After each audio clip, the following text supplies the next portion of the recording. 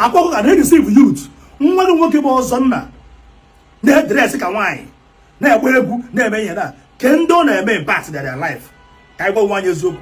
Oko Toriba bịakwana na Jpac etikpogokwa na ya bụ aka oyibo ntugbe ọkwọ nke a ka a na-ata atọkatala eze anya ekpuru nkịta n'isi wee gwa ya okwu ọ gịnị na-ese ọkwọ na ife gbasara Akwa Okuko tiwara akị n'ọba unu makwa na sinsi anụnwa achara nwa Mgbafọ ji wee kpụrụcha Akwa Okuko na Jpac na-apụta n'ihu akwụkwọ ya 247 wee na-ayọ gọvanọ na-achị Anambra steeti na ya biko na ya gbaala Akwa Okuko tiwara akị o nwebeghị n'ụdị osiho wee yọọ gọvanọ ka ọ gbaalụkwa na Akwa Okuko tiwara akị nke bụ na Jpac emego ife onyonyo otu mbọsị wee na-asị na Akwa Okuko ṅụrụ nwunye ya iyi wee sị ya na ya egbunughọ mmadụ sinsi o ji mewe dibịa na ejinughọ ọbara mmadụ si oke ite na ọ bụrụ na enenecha oke ite dibịa wee fụ ọbara mmadụ na ọ bụrụ na ya egbu ya unu ya ege ka unu nụrụ ife o kwuru na ya bụ ife o wee bụrụ na mgbe anụnwa gọvanọ na-abịa imekwanụ kampenụ n'ọba n'ọkwa Jpac bụ onye pụtara n'ihu akwụkwọ ya wee na-agwa ndị ọba yutu na gọvanọ Chukwuma Soludo na-abịa ọba ka o mekwa kampenụ na fa were ohere ahụ jekwa yọọ ya ka ọ hapụrụfa Akwa Okuko tiwara akị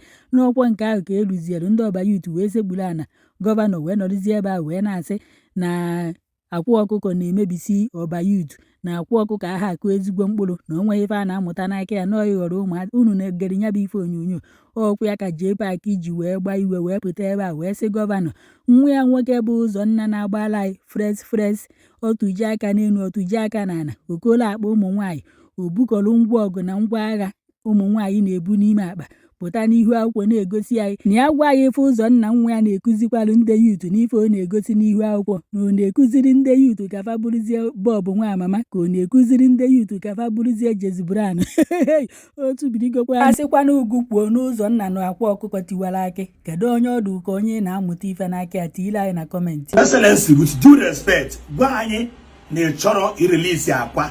One, with due respect, gwa anyị na ị chọrọ ịgwa anyị ife Akwa mere because odogo unu ọka anya that na ị bịara ọba the first thing ị kwesịrị ịgwa ndị ọba bụ na nwa unu bụ onye ohi na nwa unu bụ onye ama na nwa unu bụ onye nke a na nwa unu bụ nke a.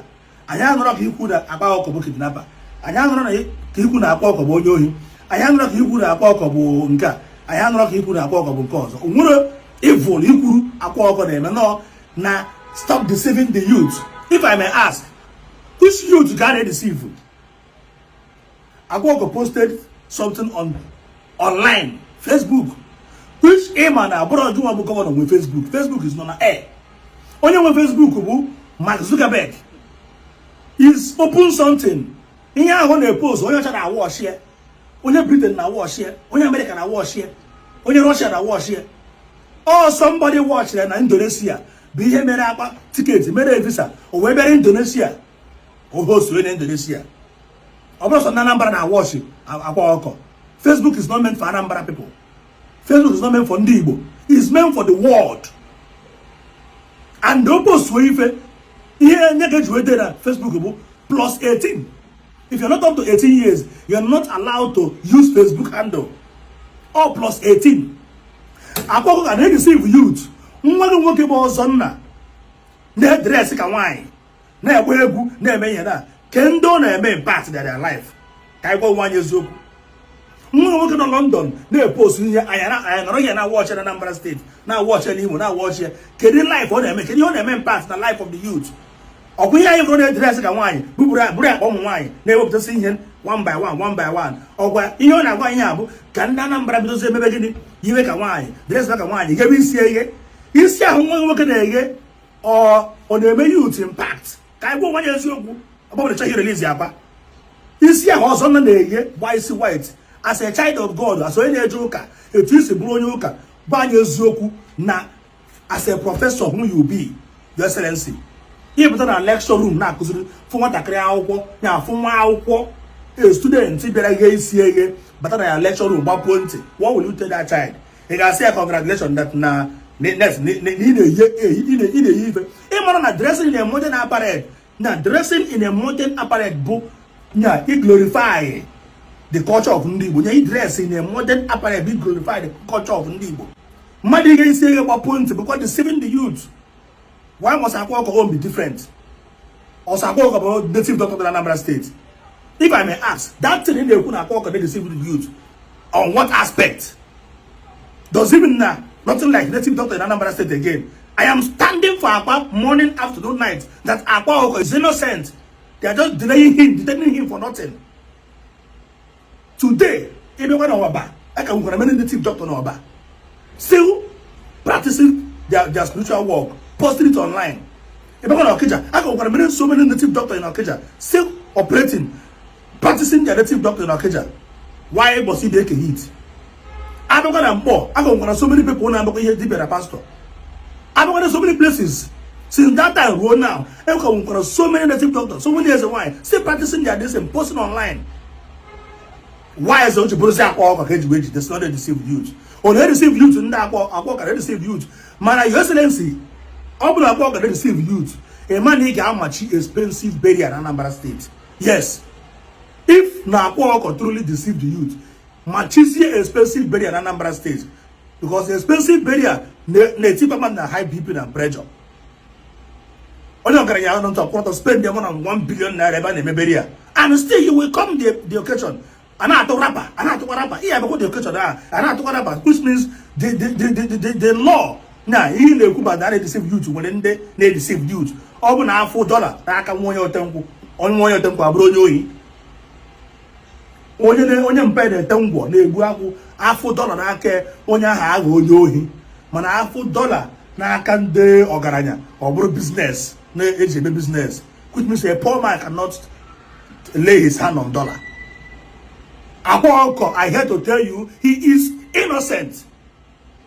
Ọ bụ na Akwa Okuko atọ innocent mgbe ị bịara ọba ị ga-agwa asị na nwụrụ nwoke unu na-asịsị release ye n'ọkwa na onye ohi ka ọ bụ and eji evidence. Na nwere nwoke unu sisi release ye na ọgara kere dapa ka ọ bụ ada evidence na nwere nwoke unu na ya biko release ye na ọ bụ onye abụrụ onye ndị ọba anakpuo ọba youth emegide ọba youth anakpuo mana ị basara na deceive youth na-eme nke a na-eme ihe online ọga aka na-eme oke ite na-eme oke awele ọ bụrụ na na-eme oke ite ndị na-eme ka nọkwa and it work for people. O nwere ndị ọ na-work depends what you put your in ite. Ịchọ iwere akwụkwọ ụgụ were ọkụkọ were ewu were ebili mere enweghị oke ite ihe ọ bụla ikpere awọkụrụ the same way si believe na mmiri nsọ Your Excellency believe na Father family nsọ ma pastor family nsọ wọkụọ the same way ka ndị omenala si believe na whatever they believe. The same way si believe na anointing oil ka ndị ọzọ sokwa na believe na whatever they are doing. Kama ihe ndị ekwu bụ mmadụ eji n'isi mmadụ wee megide wee mee ya bụ oke ite mgbe emere forensic test o nwere ọbara mmadụ enweta n'aka Akwa Okuko. Answer is no. Akwa Okuko gwa nwunye si na ọ bụrụ na emegide ihe n'ụwa mecha investigation o wee bụ na okpugo mmadụ kemgbe oyibido mebe dibịa si kpọpụta na-eke ọka gbagbuo ewu tifa onye kwuru ihe a ọ nọchọghọ ka ị nyocha ya ọfụma. Since February amara iwu na February na ọra iwu ya ebido rụba na February 28 ka gịnị oru na February ebe 14 or 15 eburu akpa. For what reason? Why? If you want to caution him and leave him.